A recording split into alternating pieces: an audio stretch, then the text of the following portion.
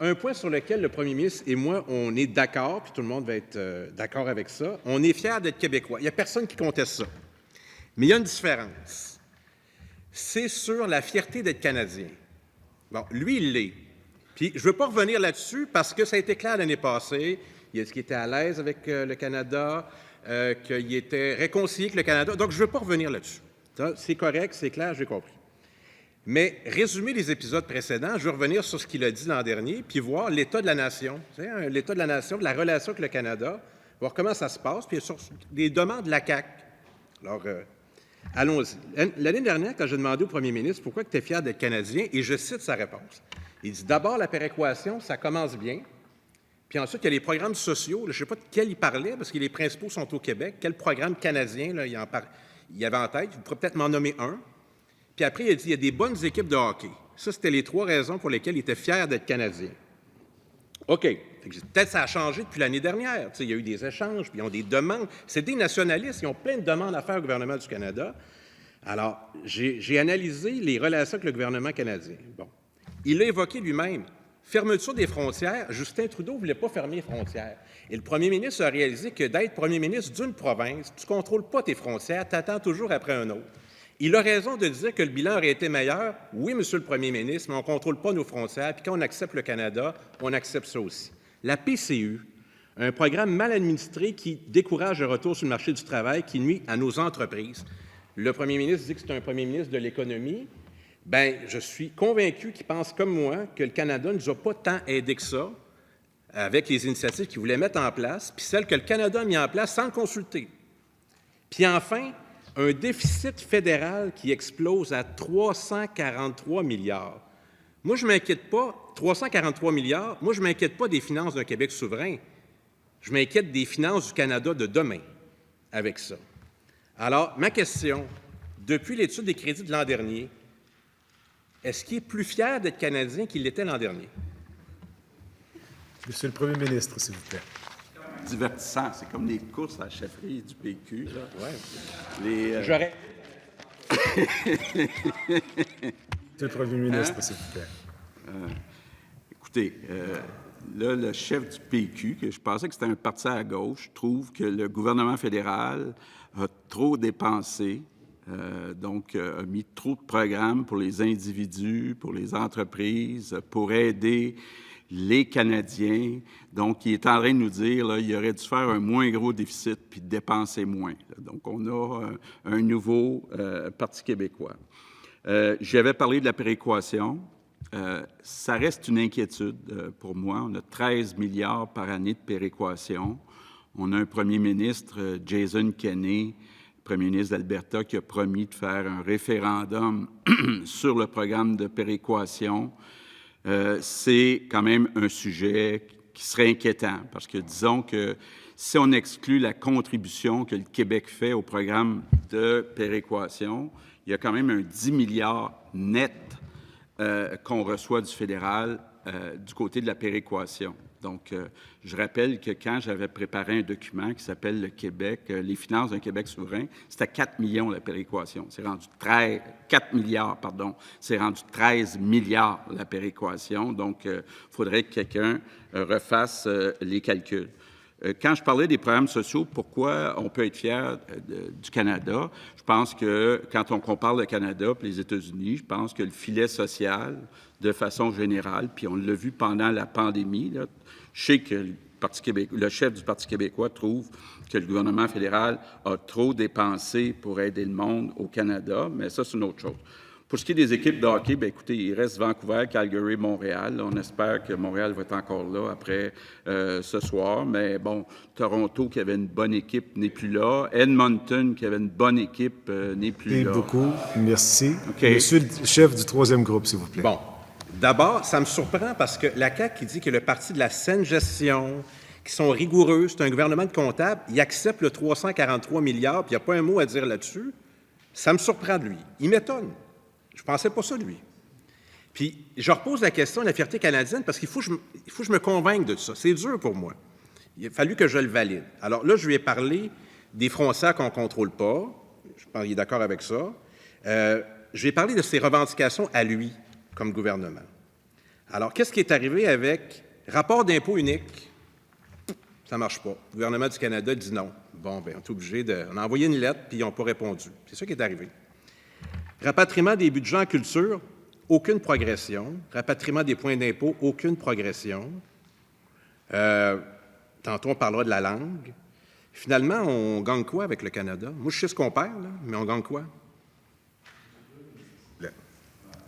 Je viens de parler du 13 milliards de péréquation par année, là, sur un budget de 110 milliards. Imaginez-vous comment c'était dur pour le Parti libéral de résorber un 2-3 milliards de déficit. Imaginez-vous si demain matin, on ne recevait plus la péréquation. Et on peut critiquer, puis c'est vrai qu'il y a beaucoup de choses à améliorer dans nos relations avec Ottawa, mais quelle est l'alternative? Et c'est là, bon, on a vu, il y a des candidats à la chefferie du PQ qui promettent la souveraineté dans les 2 premières années du mandat. On a vu ça hier. Là, c'est comme une course. Hein. Il y en a un qui a dit « ça va être dans le premier mandat », l'autre qui a dit « moi, ça va être dans la moitié du mandat, dans les premiers 2 ans ». Mais, Monsieur le Président, les Québécois n'appuient pas ce projet de souveraineté. Donc, je voudrais juste savoir qu'est-ce que propose le chef du Parti québécois exactement comme alternative? Monsieur le chef du troisième groupe, s'il vous plaît. Président, effectivement, il y a une course au Parti québécois parce qu'on est un parti démocratique et c'est les membres qui choisissent qui est le chef. C'est pas une compagnie où c'est le patron qui décide puis ça descend en bas. Alors, je suis fier de notre démocratie et je suis convaincu qu'on aura des débats intéressants et cette démocratie-là, elle est importante dans la vie d'une formation politique. Je note qu'il retient l'argument du 13 milliards. Donc, son attachement au Canada est essentiellement financier. Si ce n'était pas de l'argent, il n'y aurait aucun attachement au Canada. Tu sais, il ne chante pas un élan du cœur. C'est vrai, hein? Oui, ça. Mais j'ai fini cette question. J'ai une autre question. Mais Ça attendez, va sortir, attendez, je veux quand même répondre à cette Monsieur le question. Premier ministre, oui. Je la trouvais malaisante. Je J'aurais pas pense, dû la entre poser. autres, que j'ai réussi à développer avec le premier ministre de l'Ontario d'excellents liens. On se parle à toutes les... on se parle à toutes les semaines et on se parle surtout d'économie. Je pense que la priorité de Doug Ford, c'est l'économie. Ma priorité, c'est l'économie. Sur plusieurs dossiers, on travaille ensemble. Puis, tout ce qui s'appelle acheter chez nous, bien, c'est important aussi en Ontario. Là. Doug Ford est en train de mettre un programme, là, Made in Ontario.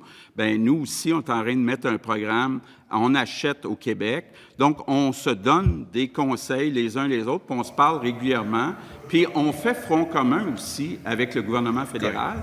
Ça nous a permis d'aller chercher 19 milliards de contributions qui ont été faites aux provinces et non pas aux individus ou aux entreprises, mais en passant par les provinces. Puis c'est parce qu'on s'est tenus ensemble, Doug Ford et moi. Donc, ça fonctionne bien. Merci beaucoup, monsieur le chef du troisième groupe. On s'il peut vous plaît. travailler avec nos voisins, puis un Québec indépendant ne serait pas différent. Moi, je pense que les Québécois sont capables. Moi, je crois aux capacités des Québécois, puis j'ai cette ambition-là d'être plus qu'une province. C'est mon ambition. Je suis comme ça, moi, monsieur le Président. Parlons-en des voisins. On a d'autres voisins avec qui peut-être il y a moins d'échanges par texto. Terre-Neuve et Labrador. On accepte ça, nous, que le gouvernement du Canada finance l'hydroélectricité à Terre-Neuve sur un territoire qu'on nous a volé au Québec, puis on dit que c'est correct qu'il y ait cette contribution-là. Moi, j'accepte pas ça. Jamais le gouvernement fédéral a financé Hydro-Québec. Alors, j'aimerais ça que le premier ministre pense à son autre voisin de Terre-Neuve qui reçoit des subventions indues pour concurrencer le Québec, puis ça lui permet d'aller chercher de la richesse. Moi, je veux bien être charitable avec nos voisins, mais on se fait faire une concurrence déloyale. Et je m'attends de la posture du premier ministre que je connais, qui dénonce ça. Le gouvernement fédéral n'a pas à financer Hydro-Québec à Terre-Neuve sur un territoire, le Labrador, qu'on nous a volé en 1927. Monsieur le Premier ministre. Beaucoup de liens, là. Il y a un changement de premier ministre, là, mais j'ai eu beaucoup de travail qu'on a fait avec Dwight Ball. On sait que le Québec est partenaire dans le projet Churchill Falls. On a un prix extraordinaire jusqu'en 2041. Est arrivé un événement qui n'est pas dû au gouvernement actuel, qui est Muskrat Falls. Le projet devait coûter 6 milliards, il coûte plutôt 12 milliards.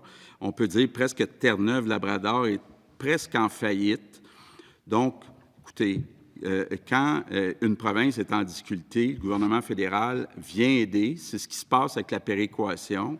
Je pense que Terre-Neuve, qui ne recevait pas de péréquation à cause du pétrole, mais qui actuellement, avec le prix du pétrole qui est très bas, se retrouve en sérieuse difficulté financière.